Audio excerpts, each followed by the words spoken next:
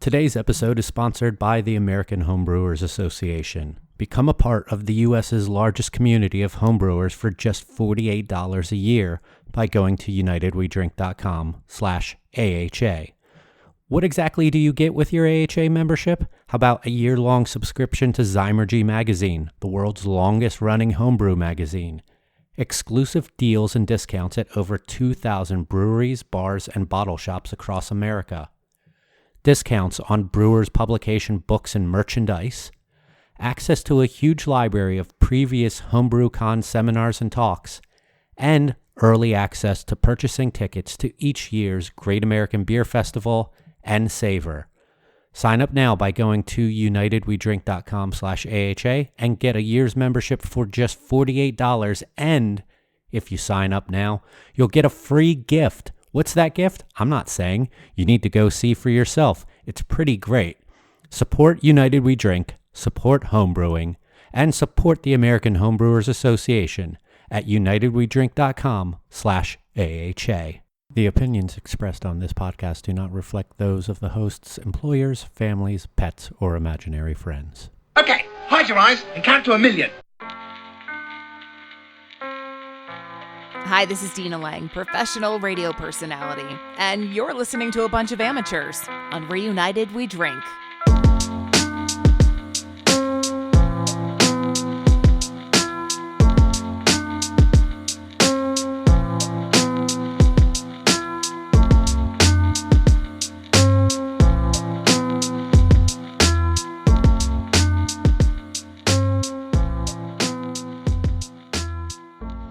Hello, everyone, and welcome back to another episode of the restart, the reboot, the reanimation, and the reuniting of United We Drink right here on unitedwedrink.com, as well as Apple Podcasts, Spotify, Stitcher, Google Podcasts, and wherever fine podcasts are found. My name is Mike Urevich, and I'm one of the founding members of the original run of the show, and a magnet to drunkards who wish to strike up conversations at a bar. I am joined by my two co-conspirators of the show. First is a founding member, a founding co-host of the show, a former Enterprise Rental Car, Southeastern Florida Employee of the Month, and just announced to be reuniting with Taika Waititi for a fourth Thor movie. Here is Phil Palmisano. I'm super excited you read my LinkedIn page. I got to do my research for these intros. No, I totally appreciate it. Shout out to Enterprise, big green machine. Also joining me is a man who is a self-appointed dishwasher Tetris champion, the owner of many books that he will never read, and someone whom Garrett Oliver once referred to as, who? Here is Joel Codner. What's happening, gentlemen? How are you? I did not... Is that a real thing, the Garrett Oliver thing? No. I mean, maybe. Probably would be. I don't know. It probably would be. It would. Thank you, everybody, for coming back and listening. If you haven't listened to the first episode, you can learn a little bit more about us if you are new to the show, or if you are coming back to the show from being a listener before, getting caught up on what we're doing. Gentlemen, what are we drinking tonight? How about you, Phil? Let's see here. I'm drinking a two-way petting zoo. It is a sour from local brewery down here, Invasive Species. It's nice and tart, a little sweetness to it, some passion fruit. I'm digging it. It's in like a Red Bull can, all about it. Oh, it's Slim one of the line. tall, skinny ones? Yeah, one of the 12-ounce slimline cans. Nice. Yeah. Joel, what and about I you? myself, I've got a Modelo, and I have a second Modelo. Oh, So Two Modelos. I came That's prepared this 24 time. ounces. I I didn't even have enough water on the last episode. I'm pretty sure that you are mandated to drink Modelo's 2 at a time. Yes. I think it's law. What What are you drinking, Mike? I am drinking a Plowman. They're a Central Pennsylvania cidery. Lupulin Lumox, a cider dry hop with Citra hops. They're a really awesome farm cidery. They grow all their own apples and all their own other fruit that they use in their ciders. Awesome company.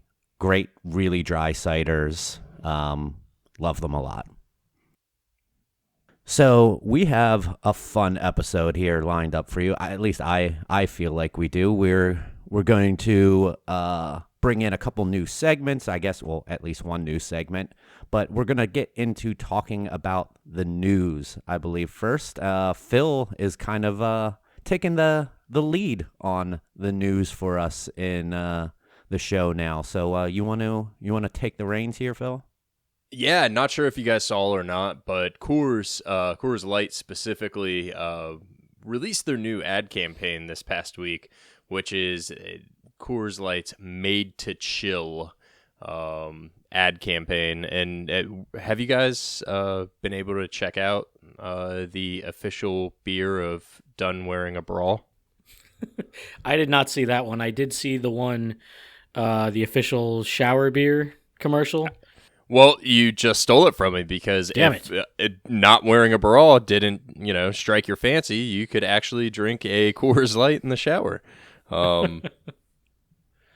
I saw the being done wearing a bra one and didn't know about these other ones until you sent the link about it to us. The shower beer one, I think makes a lot of sense. I think it's something that has become popular in the beer culture, or really just with this age group, is having a beer in the shower after work or doing whatever outside that requires you to stay hygienic. When I originally saw the ad campaign, it was somewhat questionable because I was very worried that someone was going to take what Coors is trying to do as lightheartedness too seriously. Not that anyone in this world would ever do that, but it teeters a line. But I think it speaks to our generation and younger significantly. I don't know how many times I've been on Instagram and you see the forced advertisements for shower beer holders and things of that nature, and beer Instagram people taking shower photos or bath beers photos. So I think they're doing a good job of trying to relate to a younger millennial Gen Z, I guess, or Y, whatever. I have never heard of Gen Z before. Whatever generation, the generation but post no, I see that in this millennials article, that it's just speak so... like this. Yeah, I've They also never heard rap of this like that. Gen Z thing, but the thing that was really interesting to me in this article is how aggressive they're going at and wanting you or any one of us to see these ads. The brand focus is to get you to see this campaign at least 9 times in a month. That's super crazy targeted focus on a marketing campaign to me, and nearly scary, I believe. We were watching something on YouTube TV or Hulu or something last night, and the shower beer commercial came on, and I had already seen it. And when it was over, my wife just looked at me like, really? And, because she's not part of that whole thing. I mean, shower beer, I think, is so prevalent among us, especially in Florida, because it's just so damn hot. And, how many times have we seen movies and TV shows where someone's having a glass of wine in the bathtub? So, for people to act like shower beers is some kind of, thing. Which is crazy if you think about it, because Joel, you brought up a great point that I never thought of, is the wine and the bubble bath with rose petals approach to drinking. And I don't know. So I guess when I saw this, my question to you guys would be, what would be your best shower beer? Because me personally, I'm going to go with a shandy. I typically go with whatever the lightest thing that I have in my fridge is. So it all will just depend on that. And nowadays, really, I do usually have a lot of light stuff. So it's it's whatever I first grab, whatever's up front, as long as it is one of those lighter things, whether that just be a pale ale or a lager or a cider or something. That's what I would do for a shower beer. If it's a really one of those days, if it's in a tall boy, it's even better in my opinion. It's like even more for me to drink in the shower. See, I don't approach it like either of you guys. I think the shower is the refreshing part, so I don't necessarily need the lighter beer for that. I mean, I've gone as far as expedition. I've had scotch in the shower. If you go through my social media, somewhere you're going to find #shower scotch. Full And disclosure, I mean like good stuff. I would not drink in the shower. I'm there to get clean. I'm in and out. If I really need to drink something, I'll down a shot of bourbon or a beer before I go into the shower personally. But I imagine a shandy. This isn't a regular thing that I do either. I think I'm trying to think of the time since I've been here in Philly. I think I've maybe done it once here. I think I did it a lot more often in Florida, probably because of temperature there. Believe it. I'm waiting for jacuzzi mead.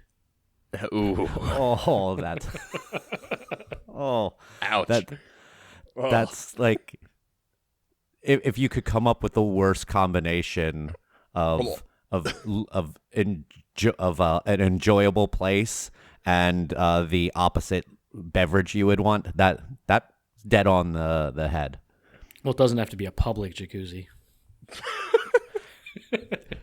All right, no more news. That's it. We're done. That's all the news. Okay. That's it. That's all the news. Jacuzzi meads next week. Yeah, you got to do a better job, Phil.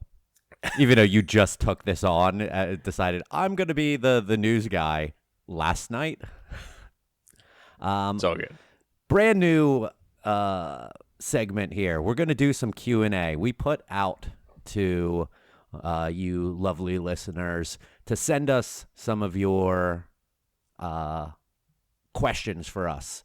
And we got some good ones, and we got a lot of them, actually. So if you don't hear yours, don't fret. We might read it on a future episode. But in the meantime, if you do have a question that you would like us to potentially answer on a future episode, just go over to our website, unitedwedrink.com, go to the contact page, and fill out the form there, and we may read it on a future edition, or send it to us on Twitter or Instagram or Facebook or wherever.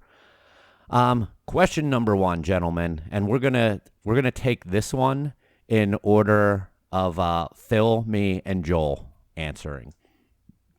This is from our friend Bub Ohio Beer at Bub Ohio Beer on Twitter, and he asks, if you guys could be beers, what kind of beers would you be and why? Phil? Oh, such a good question. I personally would like to think I'm a barley wine, specifically Thomas Hardy. And why? Why Thomas Hardy? Phil, why? Nobody drinks Thomas Hardy. All the kids don't even know who Thomas Hardy Ale is. Well, the Thomas Hardy Ale is big, complex, and is truly a gem to someone that is a beer knowledgeable individual, just like myself. And on top of that, it ages damn well. And if you could see me right now, I'm moving my pecs. I can't see you doing that. And it's probably good that I can't. I would be cask beer because all my jokes fall flat. Including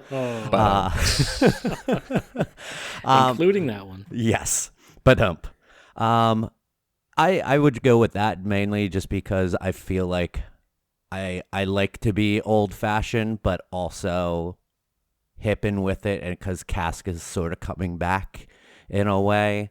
I have my 1 foot on each side of the line there, so that's why I would go with cask beer. Is cask really coming back? Because I had a discussion this past week with someone. I don't know if it's necessarily coming back, but I think it's definitely risen in popularity. It's by no means like hard seltzer trending or anything, but I feel like up here I see a lot more cask recently. That's awesome. Joel? And I would be a brown ale because they can be very filling and nurturing regardless of how many people don't care about them. And unfortunately, that's a lot of people. Joel, we had that conversation on Friday. Next one we have here is from, I'm going to butcher this, at G Des Rosaris 93. Sorry about that. What's one newish beer trend you'd like to see die and one that you'd like to see thrive? We're going to start with me, then we're going to go Joel, Phil. I hate being negative on things like this as much as that might surprise people. I don't want to be a negative person. I am a cynic, but I don't like it. But I'm being told I have to be negative here. So the one thing that I'd like to see die is vanilla in IPAs. I don't get it. It seems so counteractive. I guess you could kind of say the whole milkshake thing. I don't mind fruit in IPAs to a certain extent because it can work well with the hops. Just canceling out hops using vanilla just seems counterproductive of IPAs. A trend that I'd love to see thrive is mixed fermentation beers. It's a thing that I've gotten super into in the last year. Some awesome breweries doing great stuff in the Philly area with mixed ferm, and I know that there are other breweries doing it, like all sour stuff, saisons and things of the sorts. They're such light, easy drinking beers that are full of flavor. That I feel like I could drink at any season. They're perfect for right now in the summer, but I can see it being a great thing during the dead of winter too. So that's what I'd go with. Joel? Well, one beer trend I would like to see die is the prevalence and propagation of clickbait listicles. They seem only to aim to get clicks and people arguing and getting more clicks. Do you want to make a top 10 list of the? Yes, I will get right on that. It's, oh God, you see some of the more positive ones where it's like, here's, some top 20 beers of some genre, and it's always the same usual suspects. Not to say that any of these breweries are bad or the beers are bad, but we're at over 7,500 breweries now, and I would really love to see someone really do their research and find those hidden gems out there. I follow so many breweries that I don't hear them being talked about anywhere. I've visited breweries that I'd never heard of, never seen on social media. There's just so much out there, and I'd like to see some more light shined on them. And I think people could do a little bit better research rather than just slap together a 10-page slideshow of stuff we all know about. And one I would like to see thrive is probably just an emphasis on quality and talking about process. If you look at some breweries, all they do is talk about what they're throwing in the beer and what's coming out this Saturday, and then you have other breweries like our friends at Copper Point and Boynton Beach who use a lot of their social media to post about their process and their ingredients and where they're sourcing their materials from and how they do certain things, because I think education is really lacking as things grow, and I really like what they're doing, and I'd like to see other breweries do more of that. As opposed to just saying what hops are in a beer and not really giving any description as to what the flavor profile of a beer is. I know that's something you and I have talked about. Yeah, and that was probably going to be the one trend I would have liked to seen die, but I get if it's not like, even on my digital menu, like I don't have the space to write what all these different hops in an IPA do for the beer. But we have bar staff. They've tasted it. They've smelled it. They can talk to you about it. We have people in between the menu and the guest to talk about the beer. But when you're just posting on social media and you have limitless, you could do a thread, you could have a paragraph, you could have 6 paragraphs on Instagram, and you could actually tell people what these things are doing. But it seems like so many are just reliant on keywords and buzzwords and the fancy new hops and just talking about how much is in it rather than what you're actually accomplishing and what to expect with this particular beer. Very nice. Phil.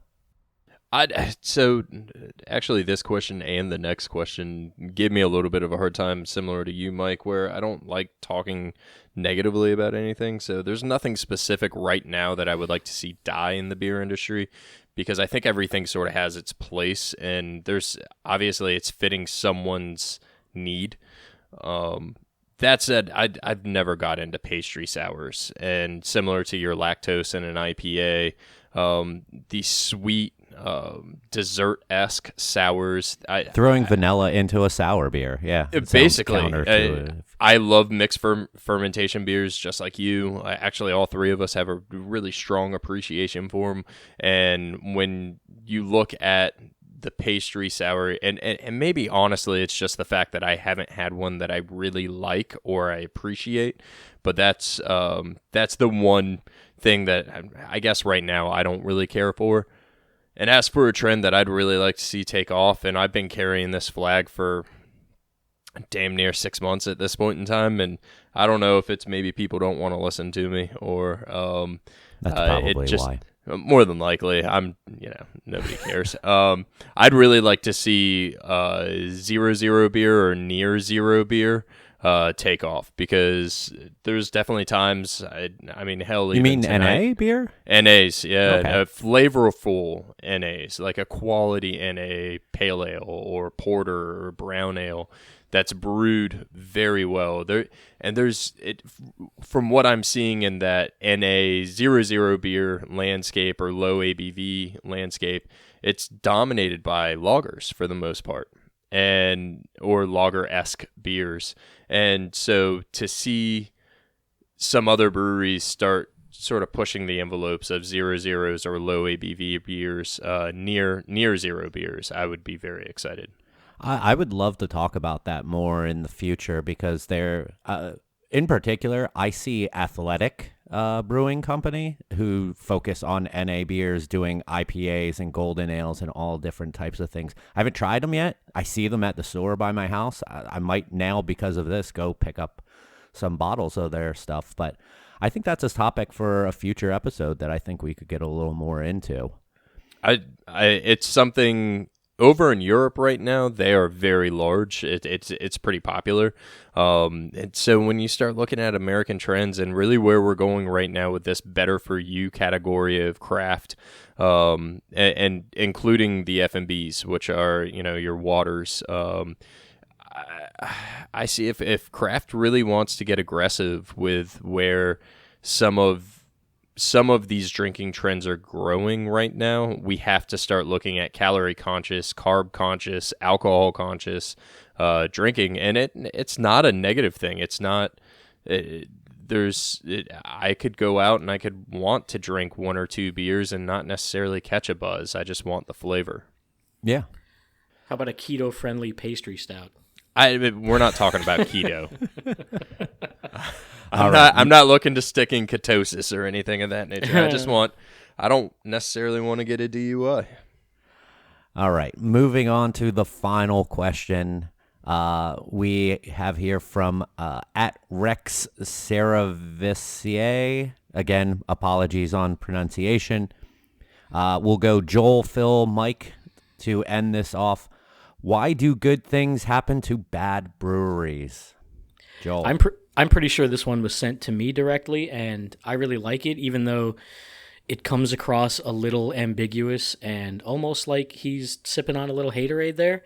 But I do like the question, but I think you have to dissect it a little bit. I mean, number one, when you're saying good things happen to bad breweries, what are those good things? Is it like insane success where there's lines out the door, or is it just awards? And then, how do you define a bad brewery? Is it poor quality? Is it poor customer service? Are they bad business people?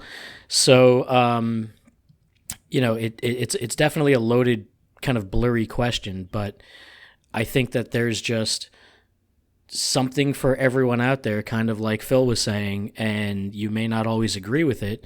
There are some breweries out there that I know, Mike, you and I won't mention by name, but we've been sort of, treated horribly, or they just acted like dicks to us at certain festivals or whatever. And, they're just printing cash. I mean, I would guess that my simplest answer to this is that God is dead and Christmas is a lie. Jesus. Phil? I was just gonna say shit luck. To be honest with you, I had the same questions as Joel, which was define bad. What is a bad brewery? Because is it bad business model? Is it bad liquid? And to be honest with you, I think just like any other industry, just like any other company, remove the beer aspect from it. I think there has to be an ounce of luck behind your company actually getting success. And yeah, there's a ton of hard work that can go behind it, and the three of us can talk about that from probably for more than an hour, and we have personally. But when you look at building a brand and trying to do guerrilla marketing, or even investing tons of money into radio or TV or billboards, there still has to be some luck that somebody's going to pay attention to it and going to react to it. So I guess shit luck. You pretty much hit the nail on the head on what I was going to say. I just have here, I wanted to keep it short and sweet, money and right place, right time. That's luck. So yeah, basically, same things yeah. that you said. All right, that's it for our Q&A session here. Once again, if you have any questions that you would like us to address on the show, head on over to the contact page on our website, unitedwedrink.com, and send us it over.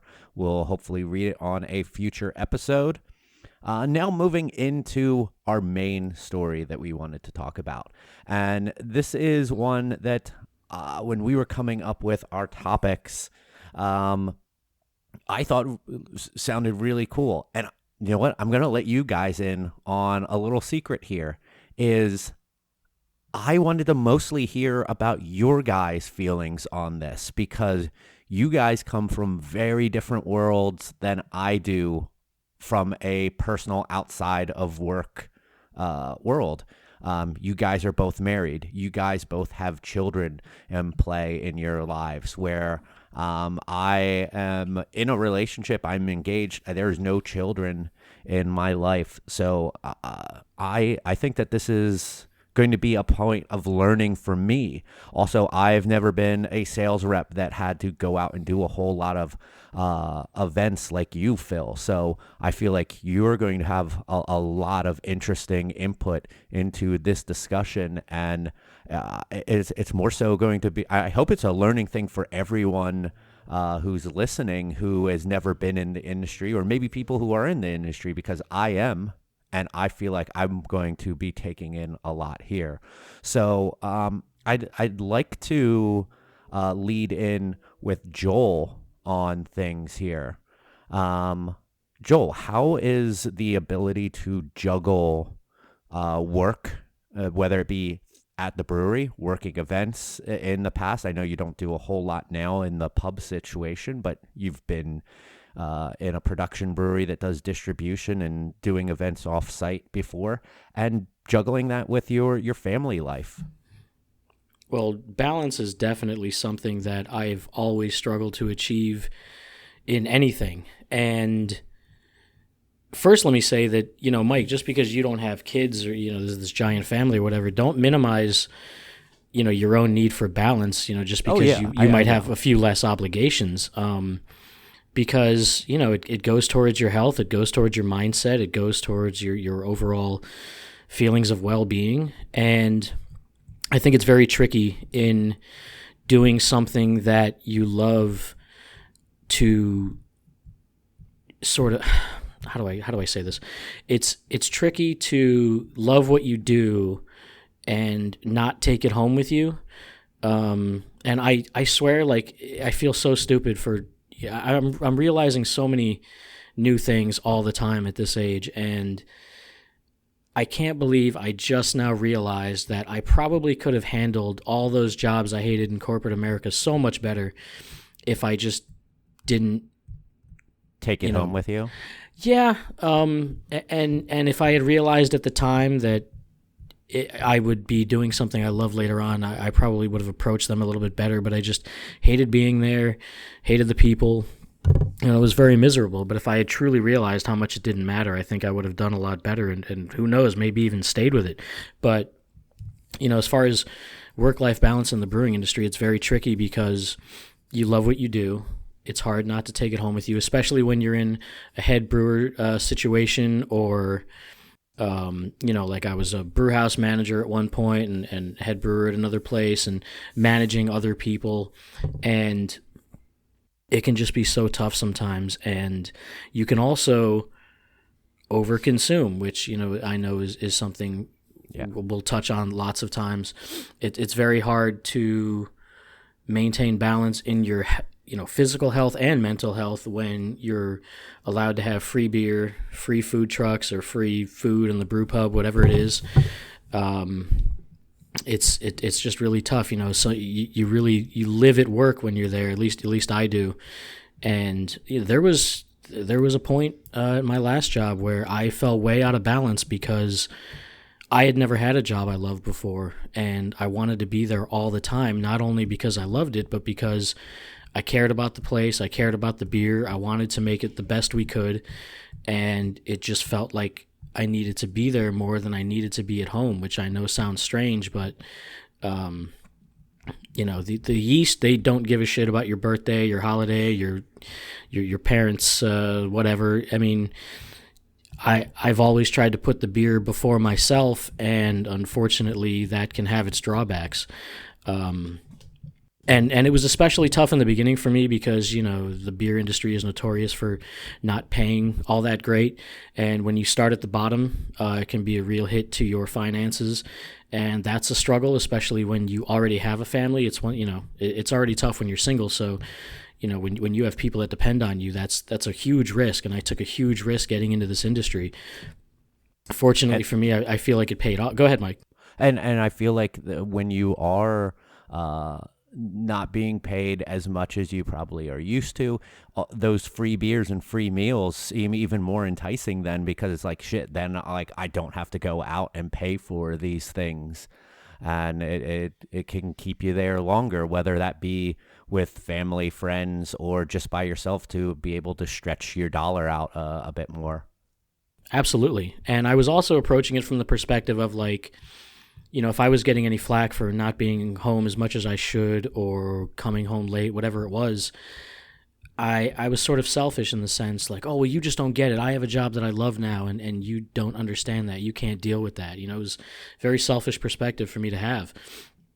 And it really took a lot of, introspection and even almost losing my marriage. I mean, I came home one night and I was taking the train at the time, so I wasn't driving, but I had a few too many shift beers, probably too much greasy food truck food, and just came home and crashed. And my wife was really upset because it wasn't the first time, and she was getting ready to leave me because she said when I was home, I wasn't home. I was either. Oh, God, that's the worst. Yeah. And that was a real wake up call for me, and it was also a lot of turmoil at work. I mean, there were certain people that weren't really pulling their weight that I had to pick up some slack for. And, my first time being a manager, I didn't really know how to manage that all that well. And there was only so much authority I had to, make people do what they needed to do. So. Feel you there?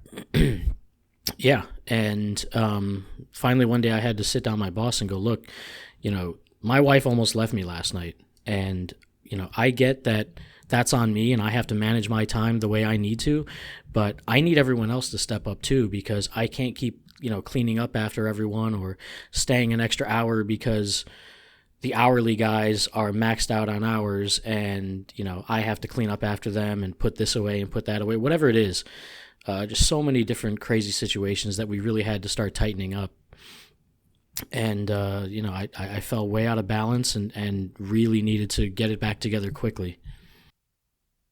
Well, Joel, I think you nailed it on the head where This topic of work-life balance really translates not only in the beer industry, but I mean, you could be working at Petco and Yep. love your job and never want to go home. And so I think even if you're not in the industry and you're just a beer fan and you're listening in on the pod for the second time or maybe even the first time, and you're like, work-life balance, why? And Joel, you nailed it when you said we're finally in an industry that we truly enjoy. And I can't tell you how happy I was when I left my corporate job to go make significantly less money, but I got to be the representative for a brewery that I loved and I was insanely passionate about, to the extent where I had a tattoo on my body of that brewery. And I got to run in and out of accounts, and I didn't want to stop working. But I also realized at the same time that I had some other problems that I was dealing with. And so there was a lack of maturity that was there that I think as all three of us have grown, and honestly, when you look at a lot of our friends that came up with us in this industry around the same time, I think we've all seen that same maturing process, some faster than others. And it was something for me where I was happy to stay out till 2:00 in the morning and hang out at a bar in 2 cities north of where I lived, because I didn't want to be home, because I was starting to realize that I was unhappy being home. And so I didn't like my job previously, and I didn't really like being at home. So I was just miserable. And so I found this sliver of happiness that was the craft beer industry, and I'd embraced it almost too much. And you talked about how your wife almost left you, and I ended up losing a marriage from it. And even the relationship that I'm in now, and I love my wife wholeheartedly, but we had to sit down early on and have a discussion about overindulgence and the craft beer industry. And at that point in time, I was sort of a jack of all trades where I was, and I had to be out super late at night. And so we had this discussion of, listen, there is a line, and when you do get to that line, you do have to Uber or Lyft or take a taxi, take the train, be safe, be smart, because it's not, at this point in time, it's not just your life, it's the life of the people around you. It's your kids, it's your wife, it's your parents, and all of that stuff. I think as a kid, you always feel invincible. And by no means do I think a 24-year-old is a kid, but I think it's a different level of maturity when you start thinking, oh, I can go to a bar till 2 a.m. and I can drive home safe. I'm good. And I made some really stupid mistakes, both with my mouth and with my actions back then. And I think learning from that is a lot. It is a lot to do with where I am now, where we are all individually, and it's hard, and when you dig down into it, honestly, it's not just your family, it's your friends. And Joel, you and I were talking about this on Friday, where it seems like the further all of us have gone in our career, the less we actually get to see each other or talk to each other, because we're all going in different areas. I'm literally stuck behind a computer or managing a team or coaching over, in another state. You're working out of your brew pub. Mike, you're up in Pennsylvania at this point in time. So as we all grow, it's not just our family that we have to balance, but it's also our friends. Oh yeah. And I'm want to piggyback off of something that Joel said that I didn't really realize about myself until he said it, and I'm like, wow, yeah, I kind of did that too. Is the kind of hanging around after work, not just because you can stretch your dollar a little further, but also the pride in the product that you're making, and talking to customers, and the customers enjoying talking to you. You build up a rapport with them, with a lot of the regulars, and they want to hear your opinion on a beer, or talk to you about what goes into making a beer, what's coming up next. And you end up having like that shift beer that you're like, all right, I gotta have just gonna have one, and then I'm out of here, and then you end up having two or three because you're talking to someone at the bar or a bunch of people, and you're trying to get out of there, but at the same time you're really enjoying that conversation that you're having, and it's like shit. But I gotta get home. I gotta go home and get changed, and then go meet friends, family, significant others out somewhere, and do that. And that's where I've always run into those things, and I've tried to get better with them myself, to where luckily now, with the work that I'm doing in the brewery, I go in early enough and I'm out early enough before our tap room even opens, to where I'm not hanging around. I'm not having a shift beer most days. I am going home and spending, even though it's a little early, my fiance is still working. I can get some stuff done, and then once she's done with work, we can have dinner together. We can spend the evening together, and I don't have to risk losing time with her. I used to work weekends through a period of time to where I was bartending on a Saturday, and I was working in a kitchen on Sunday, and those were her only 2 days off. And like trying to find a great, like, I get to have dinner with her on Saturday. Ooh, like it's not a whole lot that I can do, because then I had to be up at 6:30 in the morning to go cook at my other job that I was having at that time. And then I would be there until 3:30, 4 o'clock in the afternoon. And then every Sunday I go and have dinner with my folks. So it's like, are you going to come with me today? Well, you're not. Oh, there's more time that I'm losing out on hanging out with my fiance. And that took a toll for a while. And moving up here and working pretty much Monday through Friday, even though I'm working a bar shift on Friday, big deal. You lose out on a Friday night, but we have all day Saturday, all day Sundays to get to spend time with one another is important. And it makes me weary about like picking up stuff. Like I could maybe pick up a bar shift here and there if a person's looking for coverage on Saturday, Sunday, pick and make a few extra bucks. But it's like, or I could spend that time with someone important to me, and she can spend that time with me that she really enjoys having.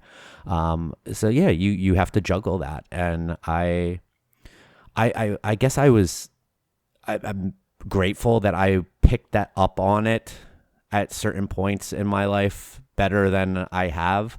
I mean, when I first got into this, it was like, holy shit, I get to have beers after work that are cheap or free, and I get to get free food from a food truck, and that really makes up for not making a whole lot of money and spending a lot of time there, and or going out and doing events that I could use a company credit card on buying a meal and buying a couple beers, and that's time that is not spent with the people who mean the most to me. But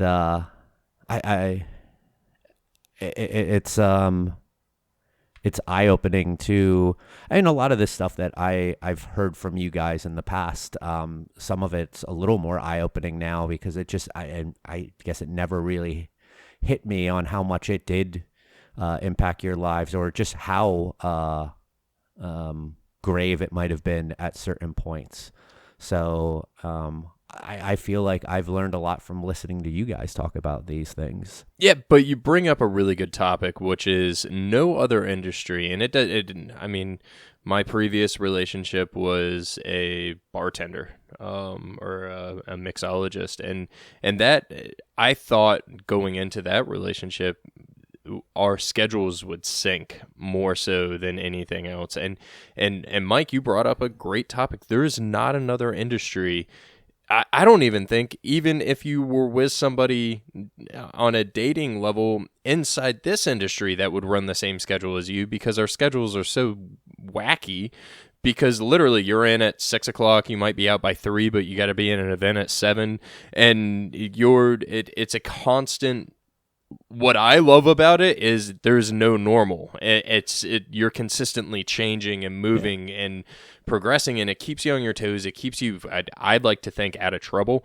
And that is a perk of this industry. But I guess, and we all talked about our breaking points in the past, but I guess, Joel, like, what have you learned to make yourself better than what you were in the past? Well, that rude awakening I got with the threat of, possibly breaking up my family really shook me up, because I am a child of divorce, and that has defined so much of my life, and I knew I never wanted to do that to my kids. So I knew I had to do everything to, not repeat that. And one thing I wanted to say is that it's never a done deal. It's never like you figured out balance and that's it. Time flies when you're having fun. You're fortunate enough to work in an industry where, I'm sure a lot of people are friends. I mean, hell, your competition are your friends. So when you go to these festivals, when you go to these events, I mean, you're hanging out with people you love. If I had to go to some work conference or any other thing outside of this industry, I'd want to blow my brains out. Time would go so slow, and I couldn't wait to get the hell out of there. I mean, True. If work ended, if work was like 9 to 5, I'd be packing up my shit at 4:55. Like, I'm out the door immediately. And it's a constant, sort of struggle to maintain that balance. You've got to be mindful of it at all times. And, just to tell a real quick story, there was one other time where I was absolutely dead set on getting to my son's soccer game one night. This was after the whole story that I mentioned before, and it was like a triple or quadruple brew day. It was something crazy, and I came in just guns blazing, utilized every second of my time that day to be efficient and get everything done. I was scratching shit off the to-do list like you wouldn't believe, and then something went wrong toward the end of the day, and there was just this moment where I knew I wasn't getting out of there on time, and I had to go in the office and call my wife and break the news, like, I'm not coming. And I lost it.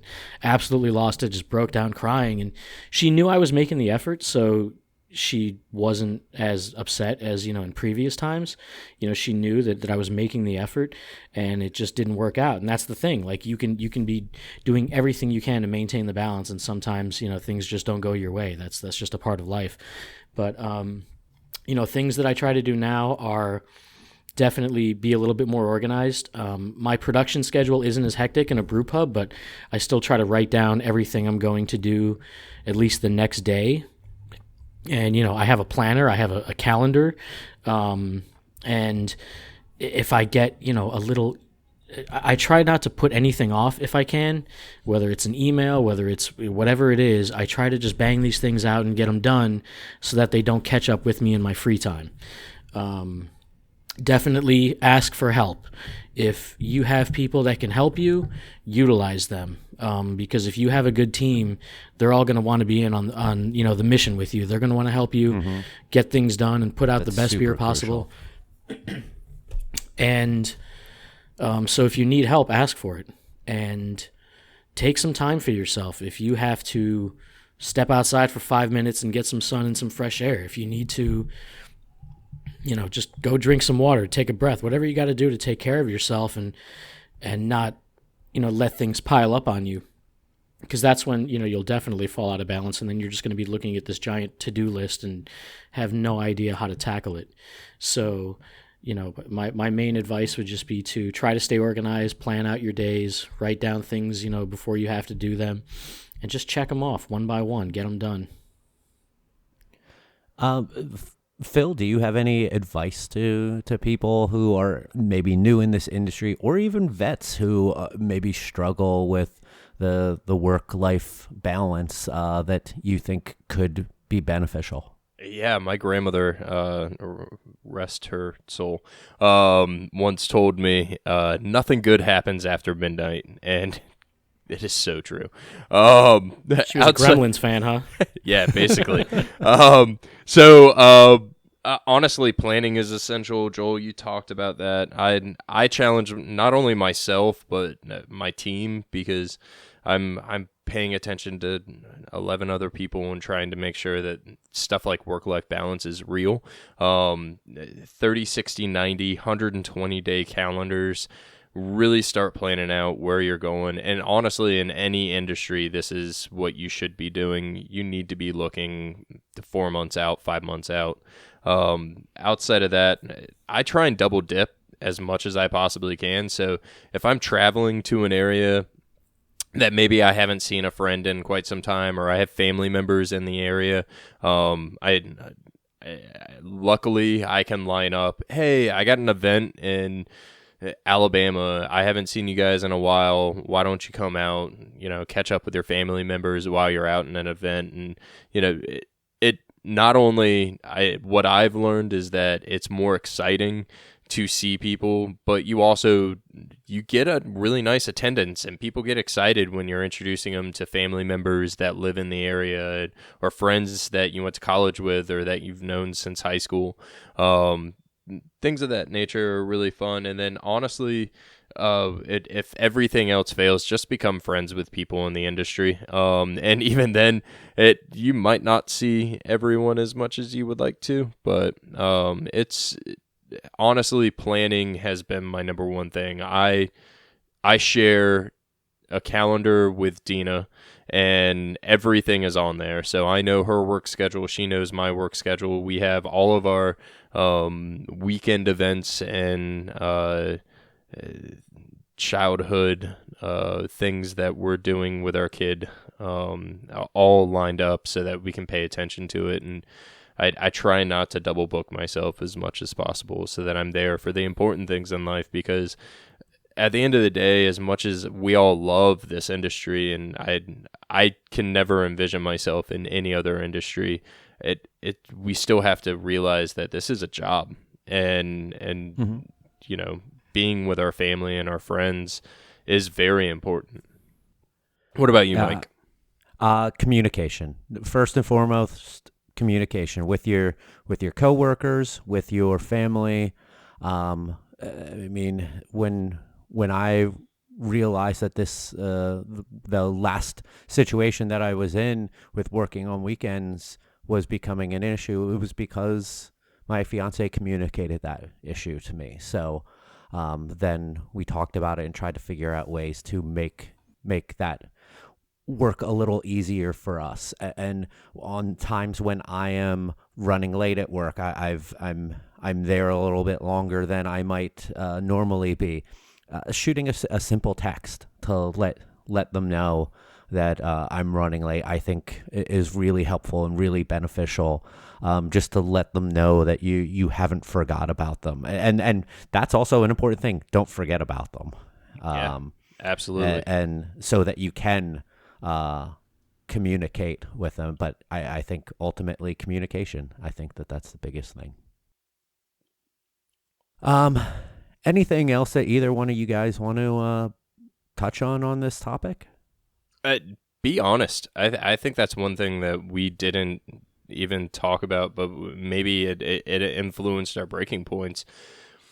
If you're not able to have an open and honest conversation about where you're going and what you're doing, particularly because of the industry that we're in, where we are surrounded by alcohol, you are going to a bar. Mike, it goes back to communication. It goes back to planning. Just have that open and honest conversation. Hey, I'm going to a bar after work. There's no reason to hide anything, and it's going to make your life, I've learned, it's going to make your life significantly easier when you are open and honest with someone. Hey, I'm getting back to the hotel right now, gonna knock out some work, and do you want to Skype? And thank God for Skype and FaceTime and all of these other apps for anyone that's in the industry that travels all the time or even that works long hours. We are so lucky to have tools like this where we can see each other and we can communicate. If it wasn't for that, it would make traveling so much harder.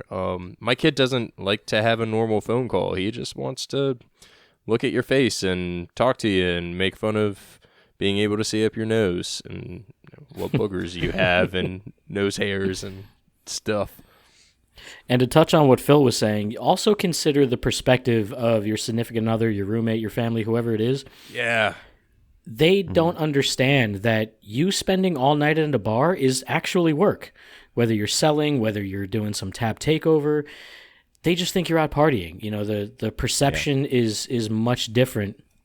And as much as you try to convey, like, you know, hey, yeah, we're out drinking and this and that, and yeah, it's fun, but I mean, it is also part of a work event, and that's just the nature of the business. So, Though there is sometimes partying, especially at CBC. oh, Well, geez. yeah, one of my favorite comments was, "So, did you have fun?" Well, I mean, yeah, it was Oh, sort of God. work. And then it went to, well, you were wearing a gold grill and a monk's outfit. How could you not have had fun? All right, you're right. All right. I would come home go from ahead, Joe. sorry, real quick. I would come home from trips absolutely hungover and miserable and tired, and she would think that I wasn't happy to see her. And it's like, no, you don't understand. I've been drinking all week. I'm jet lagged. I just came from Oregon or wherever it is. I just flew in from the opposite corner of the country, and I have nothing but like Citra in my bloodstream. So, you know, you really got to just stay on top of yourself and find that balance. Moral of the story, don't mainline Citra. All right, it is time for last calls. This is the part of the show where we give each other a little bit of time to talk about something, whether it be beer related, not beer related, and kind of be unopposed, no banter between one another. You just have uninterrupted time to speak on what it is that you'd like to. I'm going to go with the order of Joel, me, and Phil. So, Joel, how about you go ahead with your last call? All right. Well, this I really had been planning probably since the last episode to talk about sort of to stay on that balanced note and you know, cut back on social media a little bit. It's getting super toxic out there. This is going to be super hypocritical of me because I've spent the last 48 hours telling several elected representatives to go fuck themselves on, you know, Twitter with, you know, their thoughts and prayers and all the other stuff. But so I know I'm not part of the solution. I'm just as much of a problem as anyone else when it comes to the toxicity of social media. But we've really got to start unplugging a bit, guys. Taking some time off the phones, taking some times off the social networks. It's just out of control. I mean, I've been trying to declutter in life recently, whether it's, you know, shit in my house, just followers, people I'm following, all this extra clutter, digital or real. And I've unfollowed probably like 600 or 700 people on Instagram in the past couple of weeks alone. Not because they're bad people or I don't like them or anything. It's just that it's too much. You know, there's no reason for me to follow some liquor store in California or some fried chicken place in Tennessee that I may travel to. Yeah. There's just too much. And I think we're overdoing it in a lot of these apps and following too many people, involved in too many conversations. And I find myself more than not lately not replying to certain people just because I don't even want the notifications. I'm tired of my phone dinging all the time. I got rid of Facebook, and it's nearly impossible for me to not constantly trash Facebook because my cousin works for Facebook and he's probably one of my, you know, favorite relatives of all time. But it's horrible and it's so toxic and I'm tired of the arguments and it's too much. And, you know, I just feel like we got to put the phones down and get back to real life, get out in nature, take a fucking walk, get some sunshine, get some air. Yeah. So, if you're listening to this podcast, shut it up. No. Please don't do that. Don't do that. Please. Wait no. till the end and then go get some sun. Very well said. I wanted to talk a little bit about the thing that I feel like we always talk about around this time of the year: pumpkin beers. It's August. This is when we start seeing pumpkin beers start creeping out into the market, and then the pumpkin spice latte, the PSL, takes over the world. And every year we talk about too soon, too soon, too soon. And you know what? For the most part, I don't care anymore at this point. I just still don't agree with it, but it's become such a staple of how our industry is going anymore that I just kind of let it be.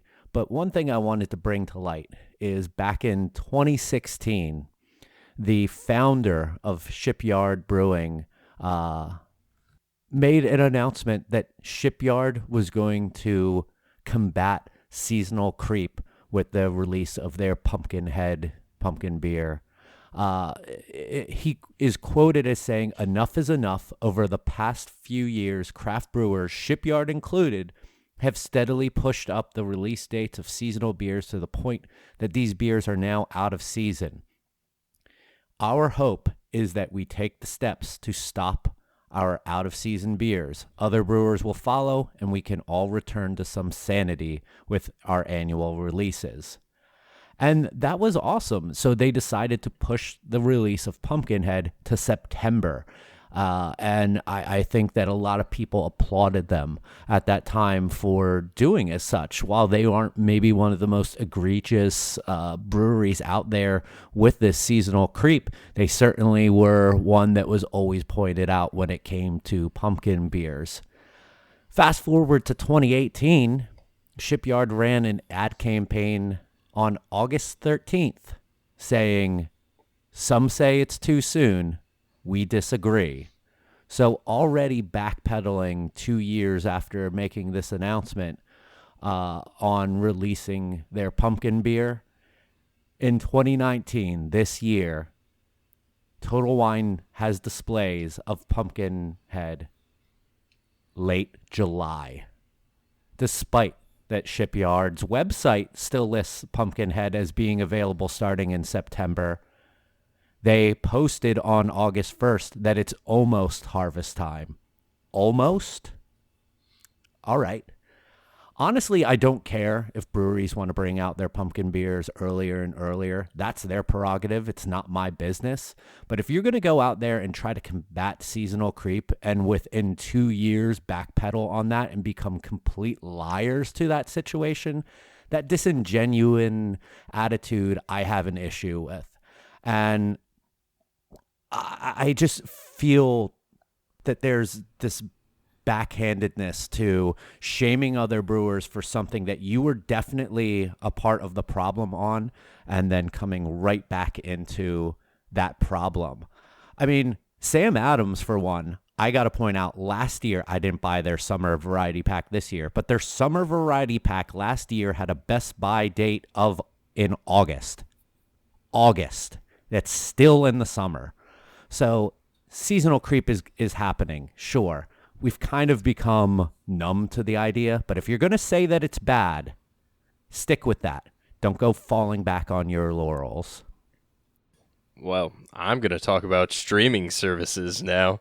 Nothing sous vide this week? No, I think I figured it out finally. And it wasn't after our last recording last night. It was amazing. Anyways, streaming services. This past week, a lot of people got super excited. Not only was United We Drink released on Spotify, Apple Podcasts, all the other streaming services that are out there, and my mom sent me a message that clearly stated, "I'm so proud of you. You've made it. You're on Spotify." I still don't get it. Anyway, as the intro basically says, obviously Spotify will allow a bunch of amateurs on there. But Tool finally released their entire set of music on Spotify and streaming services after numbers of years without putting anything or publishing anything out there. Obviously, it's a play for their new album, but I can say personally, I was trying to think of something that I couldn't let go of from this last podcast, and literally every day I have had Tool on repeat.